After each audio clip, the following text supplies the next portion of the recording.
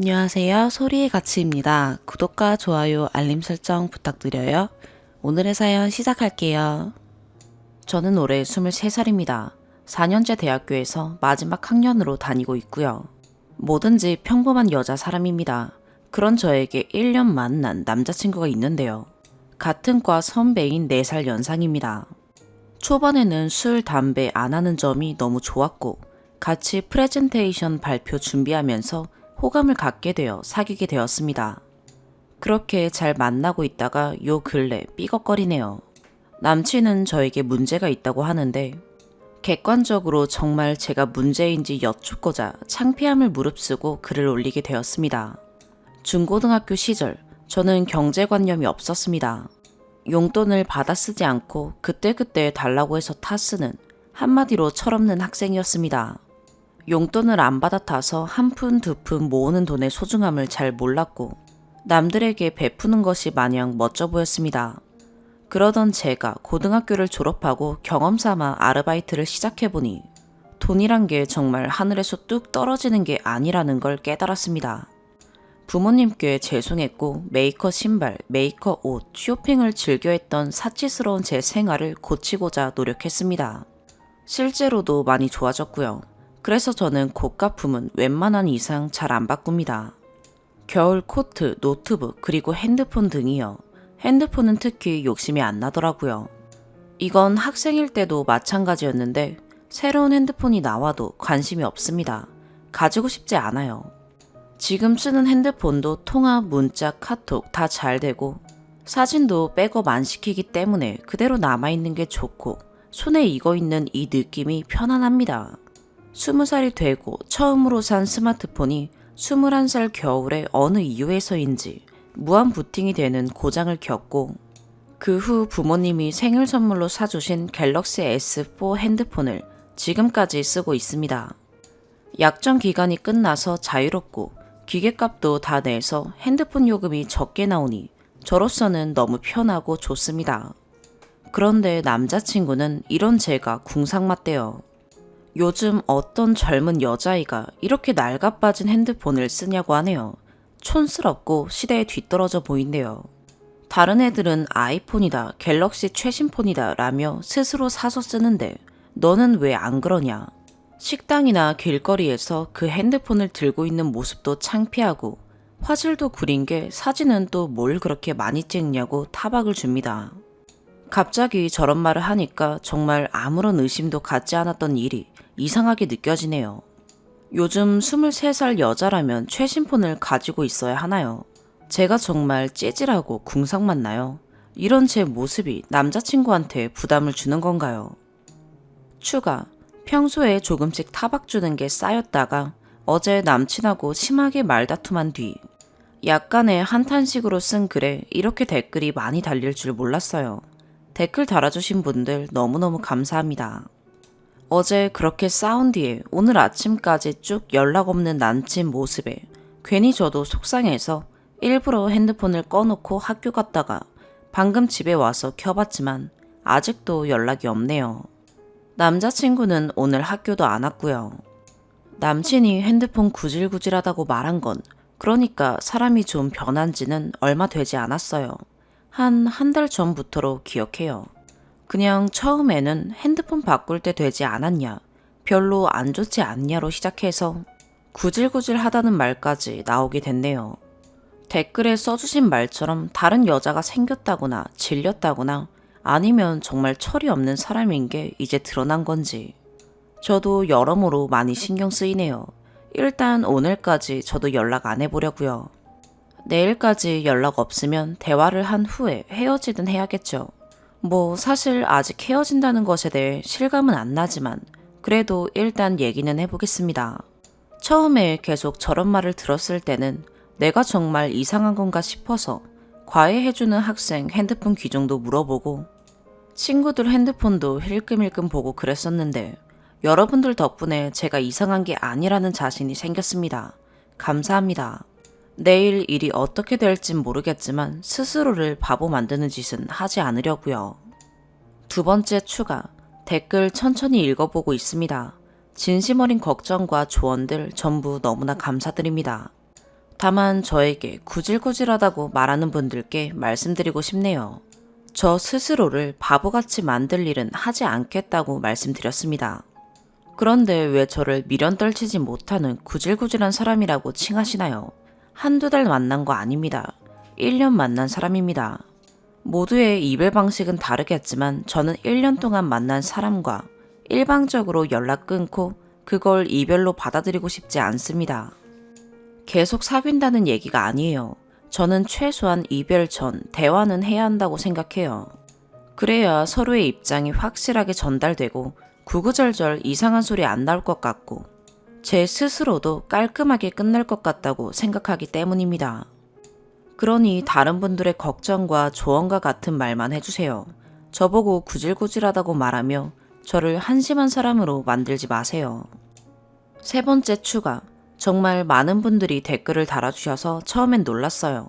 걱정 많이 해주시고 여러 가지 조언. 그리고 조금 속상했지만 비판해주신 분들의 댓글 전부 하나하나 읽어보았습니다. 어제 두 번째 추가 글까지 작성하고 난 뒤 지금까지 있었던 일을 말씀드리고자 합니다. 후기라면 후기겠네요. 결론부터 말하면 일단 헤어졌습니다. 어제 두 번째 추가 글까지 올리고 나서 복잡하고 속상한 마음에 일찍 씻고 잠을 청했습니다. 원래 좋지 않은 일이 생기면 눈 뜨고 있는 게 힘들어서 잠을 청하는 버릇이 있거든요. 그래서 8시도 안 되는 초저녁 시간부터 잠을 자고 오늘 아침 학교를 가기 위해 9시쯤 일어났습니다. 일어나서 핸드폰을 보니 남친한테 전화 3통, 카톡 몇 개가 남겨져 있더라고요. 카톡 내용은 전화 왜 안 받냐, 뭐하냐, 자냐 정도였습니다. 그걸 보고 있자니 아침부터 전화해서 이러저러해서 잤다 왜 그랬냐면 이런 식으로 남친한테 설명하고 있을 제 모습이 훤히 보여서 그냥 무시하고 씻고 학교로 갔습니다. 원래 오늘 저는 학교 가는 날이고 남친은 공강인 날인데 수업 마치고 과실로 가니 남친이 있더라고요. 수업 중간에는 일부러 스스로 신경 쓰일 것 같아서 핸드폰을 꺼뒀었는데 만나러 오겠다고 연락을 했었더라고요. 과실이고 과CC라 보는 눈도 많고 해서 일단 데리고 나와 학교 앞 카페로 갔습니다. 가는 길 내내 아무 말 안 하고 있으니 남친도 아무 말 안 하더라고요. 5분이라는 짧은 시간이었지만 숨 막히는 게 뭔지 알겠더라고요. 카페에 도착해서 대충 주문하고 자리에 앉으니 앉자마자 남친이 아직도 삐져있냐? 라고 말했습니다. 그 말을 들은 순간 뭐랄까요. 지금까지 내가 받았던 상처와 고민들이 별것도 아닌 걸로 고작 삐진 게 되어버린 것 같아서 숨이 턱 막혔습니다. 울컥해서요. 제가 삐진 것처럼 보이냐고 물었습니다. 그랬더니 삐진 게 아니면 뭐냐고 하네요. 고작 핸드폰 가지고 뭐라 잔소리 좀 했더니 그걸 왜 못 받아들이고 삐지냐고 하네요. 그 순간부터 마음이 가라앉고 냉정해지더라고요. 아, 이건 아니구나. 이 사람은 아니구나. 라는 생각이 들었습니다. 그래서 말했습니다. 오빠가 말하는 그 고작 핸드폰 정도로 나는 많은 상처를 받았다. 구질구질하다는 말이 오빠 입에서 나왔을 때 나는 바보같이 그게 잘못된 건지도 모르고 전부 내 잘못인 양 굴었다. 근데 그게 아니라는 걸 알았다. 오빠 말대로 그깟 핸드폰, 고작 핸드폰이 뭐라고 하나밖에 없는 여자친구를 뒤떨어지고 구질구질한 사람으로 만드냐고. 그게 그렇게 보기 싫었으면 조금이라도 도와주려고 했냐고, 사주고 싶은 마음은 안 들었냐고 말했습니다. 물론 나는 오빠가 사준다고 했다면 당연히 거절했을 거다. 나한테는 지금 핸드폰이 필요한 게 아니기 때문이기도 하고 핸드폰이 몇만 원 하는 것도 아니고 100만 원 돈 들어가는 고가품인데 그걸 받을 생각은 추호도 없다. 다만 그렇게 보기 싫고 궁상맞아 보였으면 같이 핸드폰 보러 갈까? 라고 다정하게 말만 했어도 이렇게까지 상황은 오지 않았을 거라고. 그리고 이어서 말했습니다. 날 구질구질한 헌신짝 취급하는 남자랑은 더 이상 사귀고 싶지 않다고 헤어지자 라고요. 저 긴 말들을 할 동안에는 무표정으로 이쪽만 보고 있다가 헤어지자고 하니 갑자기 화들짝 놀랍니다. 갑자기 왜 헤어지자는 말이 나오냐고 하네요. 그래서 갑자기가 아니라고 말했습니다. 싸우고 난 뒤 지금까지 난 많은 생각을 했고 내 결정에 후회할 것 같지 않다 라고 확실하게 전달했습니다. 그랬더니 갑자기 손을 붙잡고 변명 아닌 변명을 늘어놓았습니다. 참, 아직도 그 말들을 생각하면 기가 차고 어이가 없습니다. 처음엔 그냥 단순하게 핸드폰이 많이 낡았다고 생각했답니다. 옷이나 신발, 가방은 괜찮으면서 왜 핸드폰은 그 모양인지 신경이 쓰였답니다.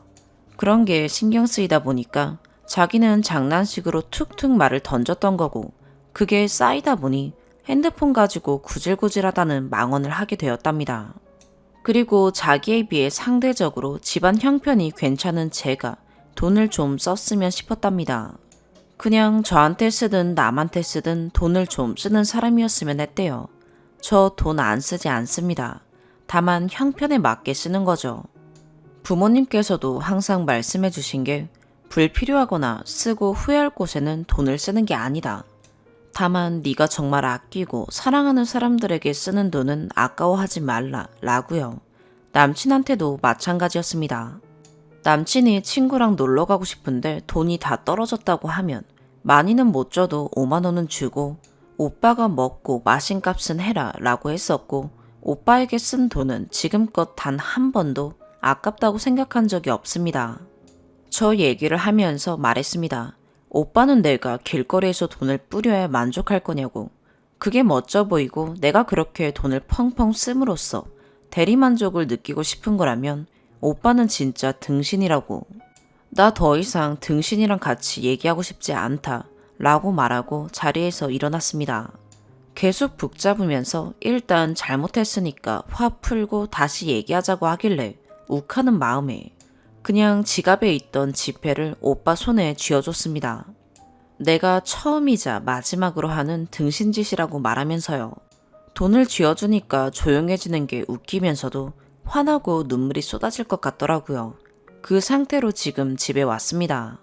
집에 오는 길 내내 전화가 오길래 번호 차단하고 카톡도 차단했어요.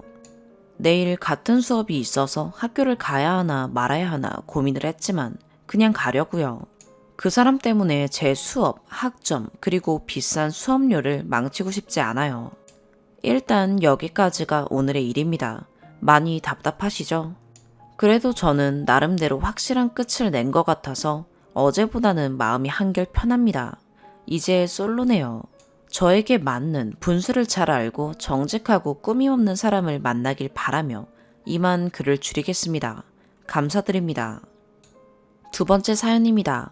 결혼 후 남편은 둘의 월급을 한 통장에 모아서 서로 용돈을 제외한 나머지는 생활비로 쓰고 저축하는 방식으로 하자고 제안을 했어요.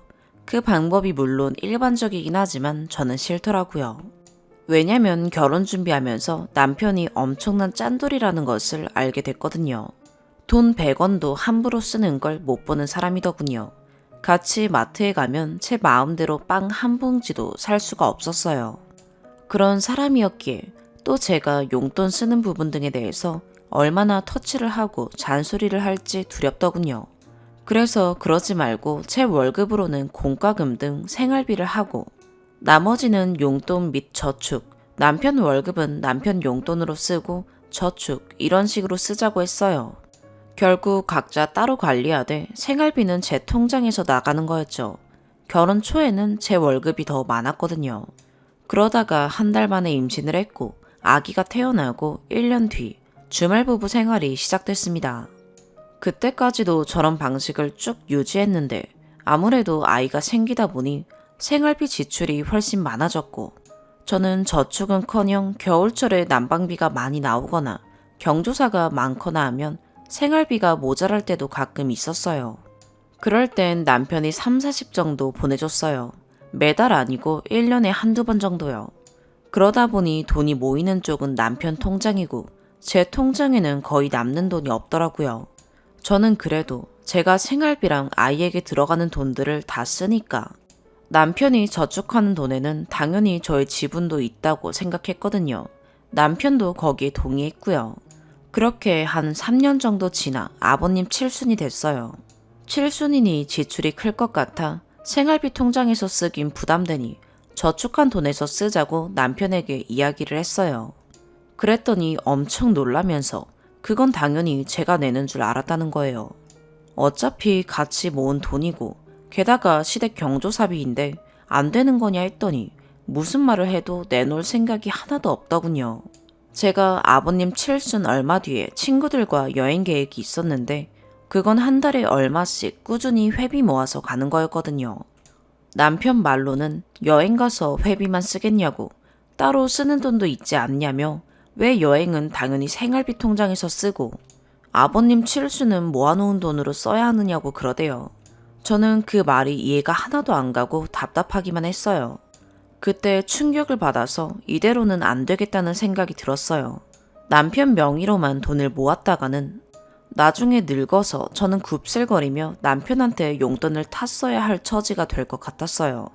그래서 남편에게 이제 내가 돈 관리를 할 테니 결혼 초에 제안한 대로 두 사람 월급 다 합쳐서 용돈 빼고 나머지 생활비, 저축 시스템으로 하자 얘기했더니 자기도 원했던 바라며 반기더라고요. 그런데 남편은 완전히 0부터 새로 시작하자는 겁니다. 저는 전에 모았던 돈도 합쳐서 시작하자고 했고요. 그랬더니 그건 안 된다며 그 돈은 자기가 안 먹고 안 입고 해서 힘들게 모은 거라더군요. 같이 모은 거라 하지 않았냐 했더니 그건 맞는데 저였으면 그만큼 못 모았을 거래요. 그리고 자기가 제 입장이었으면 돈을 많이 모았을 거라더군요. 예, 그건 맞아요. 솔직히 저는 저축에 소질이 없고 남편은 누구나 인정하는 짠돌이니까요. 그렇다고 제가 펑펑 쓰는 사람도 아닙니다. 그 흔한 명품백 하나 없고 손 떨려서 10만 원 넘는 옷은 못 사요. 아무튼 그래서 결론은 그 돈을 거기에 합치려면 결혼 전부터 제가 들어놓은 연금 저축을 깨서 같이 넣으래요. 그러면 공평하대요. 그래서 좋다, 그렇게 하겠다 했어요. 어차피 그거 깨서 여태까지 모은 돈이랑 합쳐 작은 집이라도 하나 사자고 서로 합의해 놓은 상태였거든요. 제가 연금보험은 일찍 깰수록 손해니 그럼 그건 집 살 때 깨고 모은 돈은 지금 합치자 했더니 그건 절대 안 된대요. 그러면서 제가 그렇게 주장하는 게 하고 싶은 대로만 하고 양보는 하나도 안 하는 거라고 뭐라고 하더라고요. 저한테 그게 어느 통장에 있든 왜 그렇게 의미를 두냐고 하네요. 제가 보기에 거기에 집착하는 건 본인 같은데 말이죠. 몇 년 동안의 일들을 쓰다 보니 그리 길어졌는데요. 그 연금저축을 깨는 게 맞는 건지 모르겠어요. 제가 생각해도 저도 좀 괜한 집착인 것 같긴 한데 남편이 저런 식으로 나오니까 오기가 생겨서요. 어떡하죠? 제가 그냥 그러려니 해야 할까요? 추가, 제가 생활비 쓴 거 반으로 나눠서 달라고 했더니 주말 부부할 동안 자기는 여기 안 살았고 서울에서 생활했으니 서울 생활비도 그럼 같이 합쳐서 반으로 나눠야 옳대요. 그리고 저 육아휴직 1년 동안 생활비 준 것도 반으로 나눠야 옳대요. 맞는 말 같긴 한데 너무 속상하네요. 너무 무서운 사람 같아요. 두 번째 추가, 댓글들 감사합니다. 잘 보았고요. 많은 분들이 남편 말이 옳다, 남편이 돈 관리를 해야 한다고 말씀해 주셨는데 저도 그 부분에 동의합니다. 제가 제 무덤을 팠다는 것도요.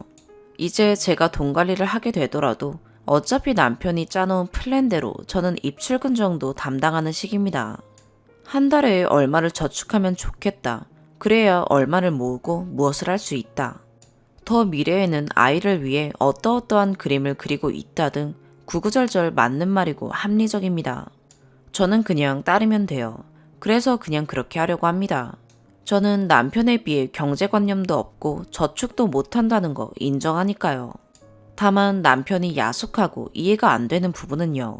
주말 부부하는 2년여간 저 혼자 일하며 육아했던 것, 아이 하원 후 저 퇴근할 때까지 도와주시는 시부모님께 당연히 드려야 되는 것이고 남들보다 많이 드리지도 못했지만 매달 고정적인 지출이 나갔기 때문에 과소비를 하고 싶어도 그럴 돈이 없었을 거라는 것 등 그런 점들을 생각하면 그렇게 칼같이 저 육아휴직 동안 줬던 생활비까지 들먹일 마음이 드는지 모르겠어요.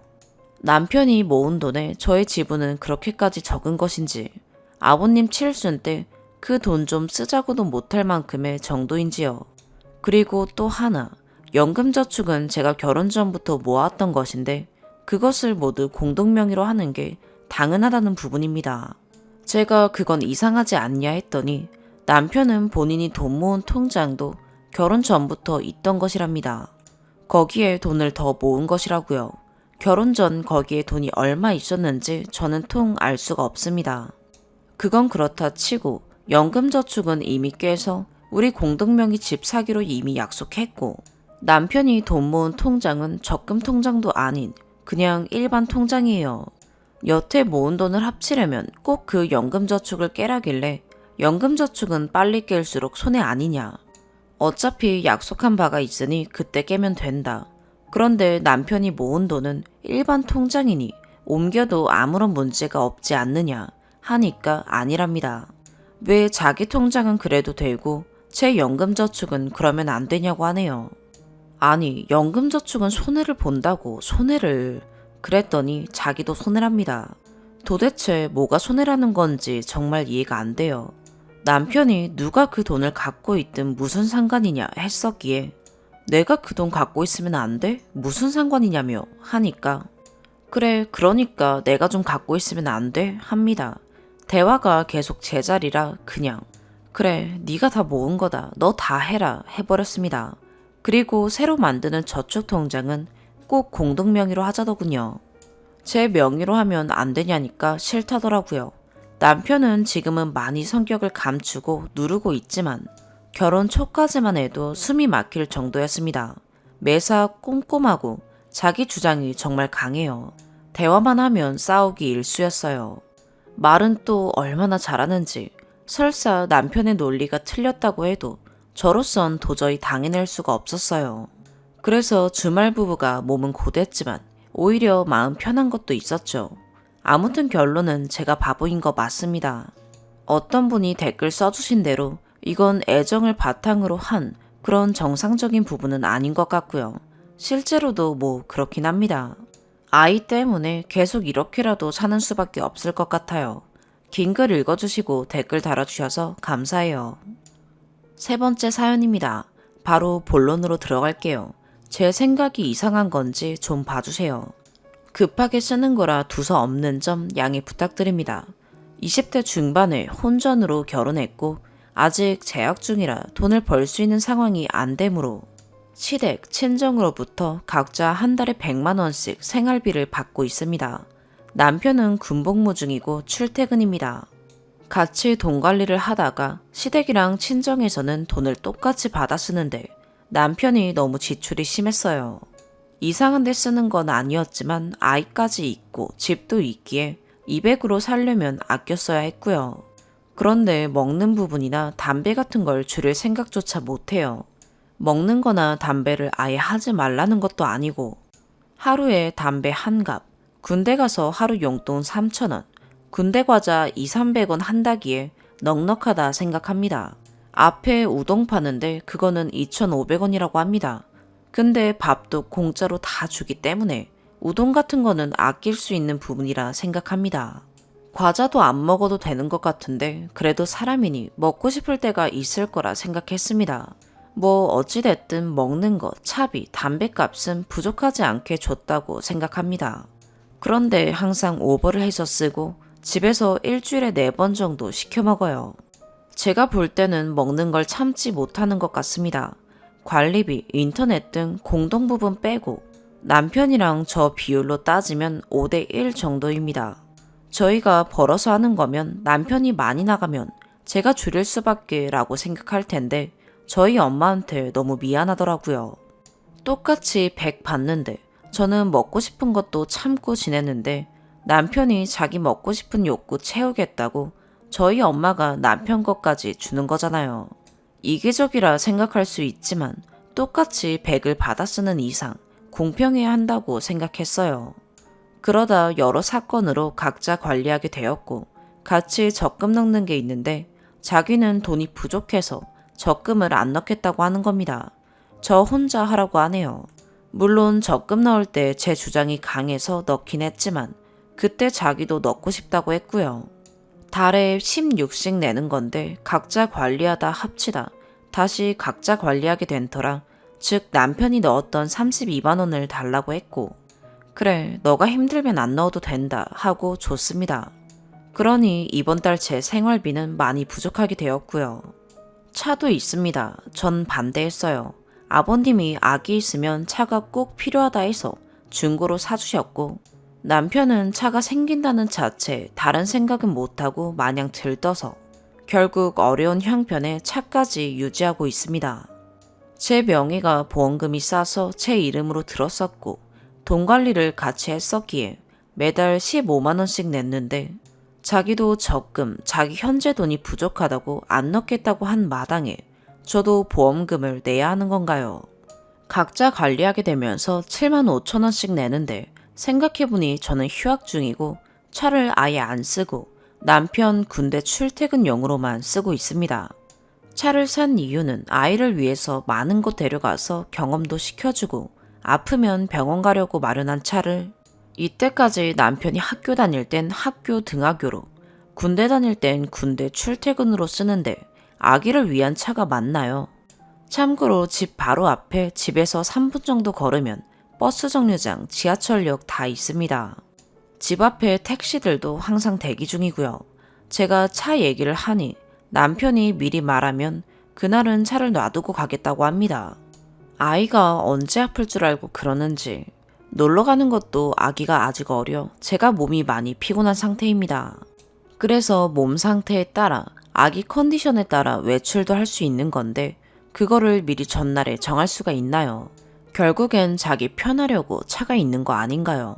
물론 시댁 친정 한 달에 한두 번 아이 데리고 가족 다 같이 쓸 때는 있습니다. 그런데 정말 그게 다입니다.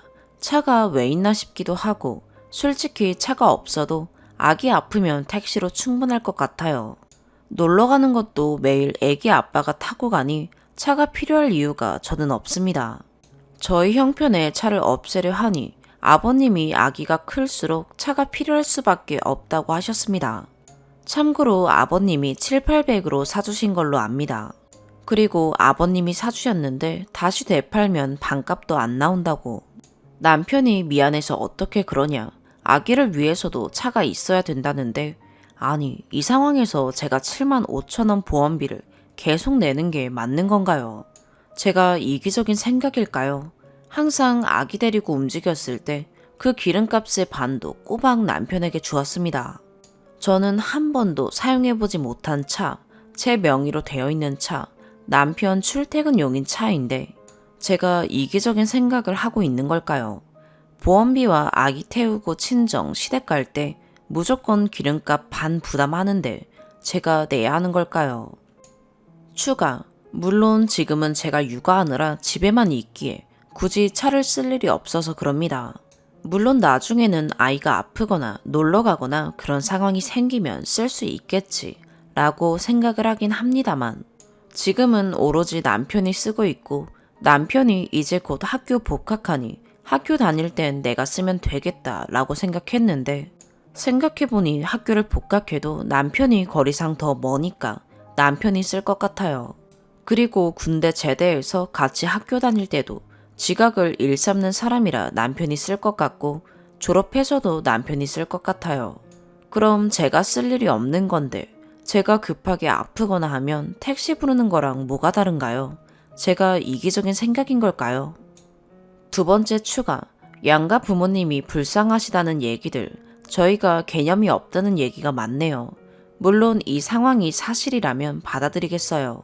어떤 말이든 댓글에 감사드립니다. 물론 좋게는 보시지 않을 거라 예상했고요. 어린 나이에 직업 없이 거기다 아기까지, 제가 봐도 너무 생각이 없어 보이긴 하네요. 그건 맞아요. 연인 사이에도 관계가 나쁜 건 아니지만 책임지지 못할 거면 피임은 필수인 거죠. 저희를 어떻게 생각하실진 모르겠지만 저희 그 정도로 그렇게 생각 없고 개념 없진 않습니다. 물론 결혼 전 부모님 상의 없이 저희의 욕구대로 하다 생긴 결과가 아기겠지요. 생명이란 존재는 아주 귀한 것이고 책임을 지고 싶었어요. 상황이 받쳐주지 않는다면 어떻게 되었을지 저희도 모르죠. 하지만 양가가 부족하게 살진 않으시고 임신을 알린 후 양가 쪽 모두 한 번도 반대하신 적 없고 긍정적으로 받아들여 주셨습니다. 물론 아직 책임질 준비가 되어 있지 않은 부모인 건 알고 있지만 모 대학 4년제 졸업 후 직업에 대한 자신은 있었고요. 당연하다 생각한 적도 없고 항상 감사해하며 적금도 양가 부모님께 보답드리고자 작게나마 모아두고 있습니다. 물론 이것으론 택도 없겠지만 직업을 가진 후 조금이나마의 용돈이라도 드리려고 했습니다. 양가 모두 받으시지 않으시려고 하겠지만요. 저희가 뭐가 되었든 순서가 대한민국 정서에 맞지 않을지는 몰라도 저희는 생명을 책임지고 싶었고 행복하게 살고 있고 단 한 번도 후회는 하지 않습니다. 저희가 미성년자도 아닌데 그렇게 나쁜 건가요? 편견이라고 생각합니다. 제가 궁금한 부분은 이 글의 요점도 제가 차 보험금을 내는 게 맞느냐는 것인데 다른 말들이 오가네요. 무엇이 됐든 댓글 감사합니다. 저희 형편대로면 상관이 없지만 아직 직업이 없고 양가 각자 받는 입장이고 그렇다 보니 돈을 아껴야 하는 입장이라 제가 개인적으로 생각했고 이기적인 생각인지 몰라 조언을 구한 겁니다. 오늘의 사연 여기까지입니다. 구독과 좋아요, 알림 설정 부탁드려요. 시청해주셔서 감사합니다.